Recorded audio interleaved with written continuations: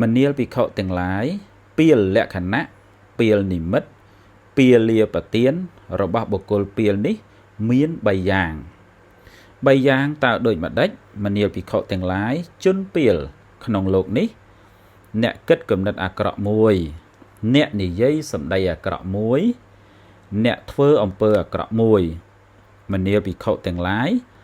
ប្រសិនបើជនពាលមិនបានគិតគំនិតអាក្រក់ក្តីមិនបាននិយាយសម្ដីអាក្រក់ក្តីមិនបានធ្វើអំពើអាក្រក់ក្តីបណ្ឌិតទាំងឡាយគប្បីស្គាល់បុគ្គលនោះថាអ្នកដ៏ចម្រើននេះជាជនពាលជាអសប្បុរសដូចម្ដេចបានមានន័យថាលក្ខណៈគឺស្គាល់ថាអូបុគ្គលពាលនឹងជាមនុស្សដែលមានគំនិតអាក្រក់មានការនិយាយសម្ដីអាក្រក់ហើយនឹងមានកាយវិការអាក្រក់បើសិនបើគ្មានលក្ខណៈនឹងទេมันអាចសម្គាល់ថាបុគ្គលនឹងជាបុគ្គលពាលបានទេមនាលភិក្ខុទាំងឡាយព្រោះជនពាលជាអ្នកគិតគំនិតអាក្រក់ផងជាអ្នកនិយាយសម្ដីអាក្រក់ផងជាអ្នកធ្វើអំពើអាក្រក់ផង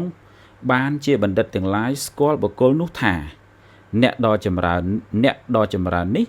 ជាជនពាលជាអសប្បុរសពីព្រោះបើគេនិយាយទៅដល់ជនពាលគឺសំដៅទៅលើ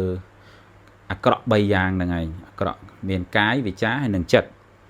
បណ្ឌិតទាំងឡាយគឺលោកសម្គាល់ឃើញអញ្ចឹង